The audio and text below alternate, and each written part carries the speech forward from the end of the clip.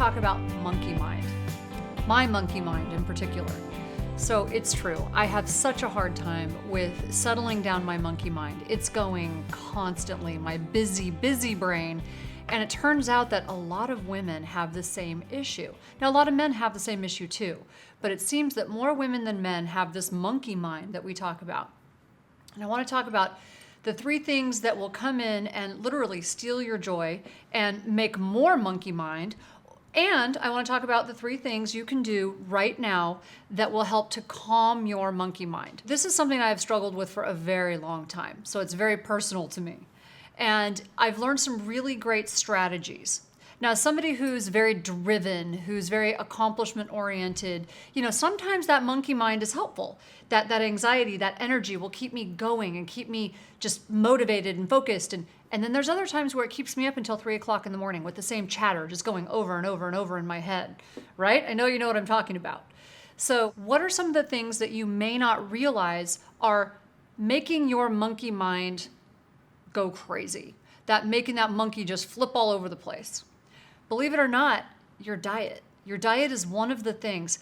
How you eat, what you eat actually does change and affect how you see the world, how you function on a day-to-day basis, because food affects your hormones, your neurotransmitters. It affects so many things that actually change your moods and your energy level and your ability to either calm yourself or sometimes increase your energy when you need to. So if you're not eating right, you can actually make your mind go a little crazy, or you can actually make yourself feel a little bit too depressed. That's why the Omni diet, when I created it, was designed for that reason, to help you have that perfect balance, to get rid of the sugar and the simple carbohydrates and the things that are stealing your ability to control your energy levels. Also, a lack of exercise, a lack of being active will do the same thing. Exercise is one of the few things that if we had a medication that strong, it would be considered a miracle. So it actually increases dopamine and serotonin and endorphins. It's been shown, it's gone head to head with Prozac in studies for depression. So this is one of the things that you can do today to just get up and go for a walk.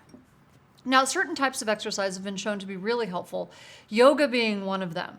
Yoga is one of those things that people can do to settle their monkey mind. But if you're like me, it doesn't work. My mind is so busy that when I go to yoga, I'm just sitting there thinking, okay, when is this going to be over? My mind is going crazy. It's flipping all over the place. My monkey's doing backflips and, swinging from the trapeze, and it's not settling down. Don't feel guilty if that's your case. When I try to sit down and just do straight meditation and clear my mind, so to speak, like think of nothing, it doesn't work. That doesn't mean there's something wrong with you. It doesn't mean you need to be more disciplined. It means you need to find another form of meditation or another form of exercise.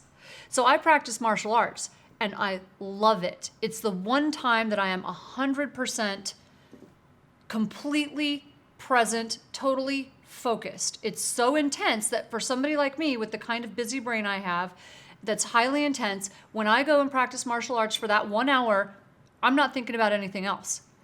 That's what you're looking for. You want that thing that makes you completely present, totally focused. That's mindfulness. Now, there are things you can do to help you with that mindfulness. That type of exercise being one for me. Making sure you're getting enough sleep is another thing. Making sure you're eating the right things, that's the third thing. Now, one of the things that really has been helpful, though, you do want to find a way to meditate. You want to find a way to calm your brain. Now, I'm going to clarify something here, because as soon as we start using the word meditation, people get really upset, especially my Christian friends. Now, I'm Christian. This idea of meditation, we're not talking about somebody coming in and stealing your mind. Okay, let me be very clear. For me, prayer and meditation are very similar, if not the exact same thing. I think of prayer as when I'm talking to God. I think of meditation as when I'm listening to God. And if you think of it that way, it takes that sort of weird idea out of the equation. What it is it's you settling your mind down so that you can hear and listen to the things that are so important that you're not normally able to pay attention to because you've got so much chatter going on in your head. In fact, the Bible constantly says, all through the Bible, meditate day and night, right? So that's what I'm talking about, is just being able to settle down your mind. And there are certain tools that can help you do that. So I'm not able to just sit there in this, sort of Zen state and clear my mind. I wish I were able to do that. I just can't do that. The chatter in my head will just start up, and then pretty soon, within about 30 seconds, I can't even focus at all because I'm focusing on too many things. So what works for me is more of a guided meditation. And so what that looks like is I will actually find certain types of music that are very soothing, or someone else who's guiding me through a certain type of meditation, someone I trust, like my husband. So that will actually create this meditation for me and talk me through it.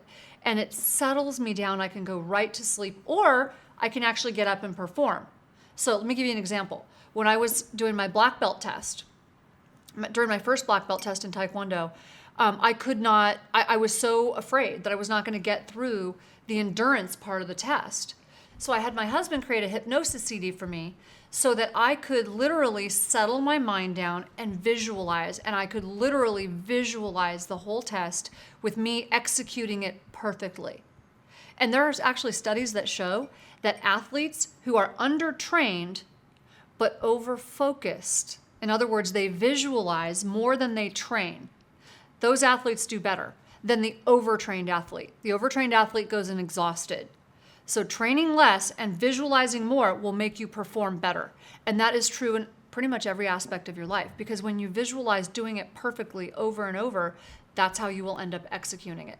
It's not practice that makes perfect, it's perfect practice that makes perfect. And when you do that in your mind over and over, it's even better than when you exhaust yourself trying to do that.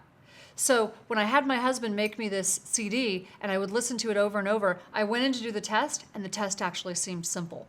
So now, fast forward, I just did my second black belt test in Kempo, but I already had this in my arsenal, if you will, in my tool chest of weapons, because I think of myself as a warrior. And so I meditated for months before my test. I made sure that I got enough sleep. I ate right. I did everything. I was visualizing. Yes, I was training. I was training very hard.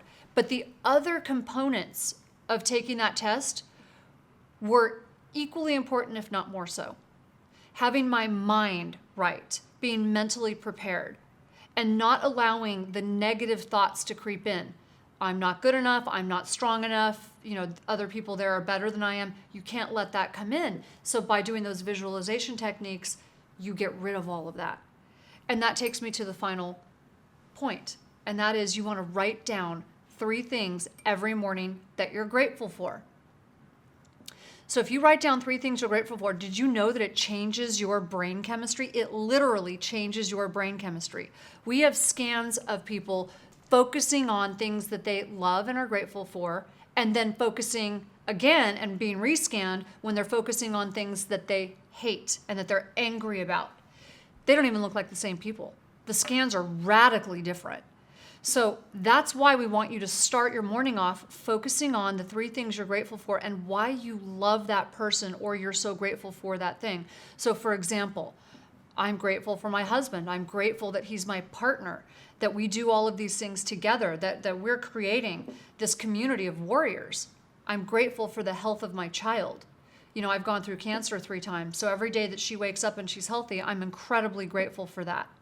I'm grateful for every day that I'm healthy now. After going through what I've been through, I am grateful that I am able to get up, be here, speak to you about these things, and be a warrior so that I can be an example, a living example of health and fitness to my community.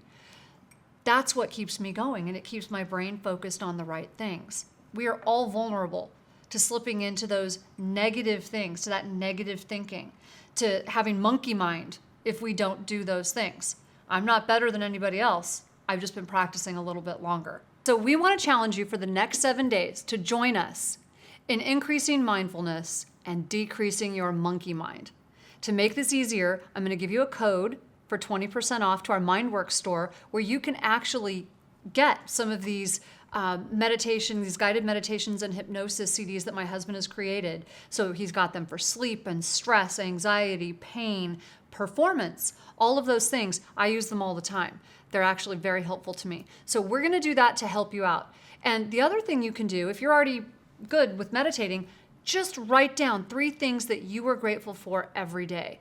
and join us. I want to hear from you. I want to hear how this is working. Tell me the things you're grateful for. Tell me how meditation is going for you. Let me know. So join us in this 1 week mindfulness journey to help calm your monkey